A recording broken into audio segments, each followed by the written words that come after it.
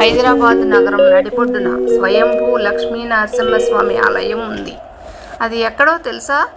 కోటి నుంచి సికింద్రాబాద్ మార్గంలో ప్రభుత్వ ఆసుపత్రి సమీపంలోనే మీకు కనిపిస్తుంది.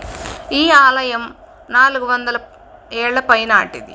మార్వాడీలు తీజ్ పండుగను ఇక్కడే చేసుకోవడం విశేషం. 6 తరాలుగా ఒకే కుటుంబానికి చెందిన వారు స్వామిని సేవించారు.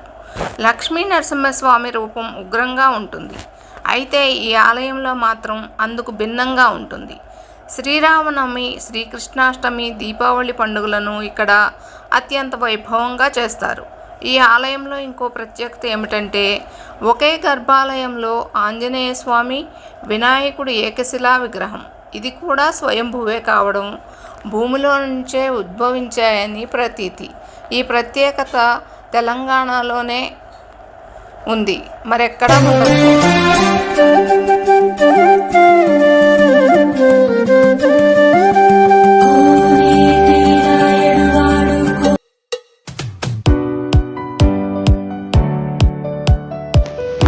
నా పేరు రమేష్ వ్యాస్, నీ ఆలయం ప్రధాన పూజారిని.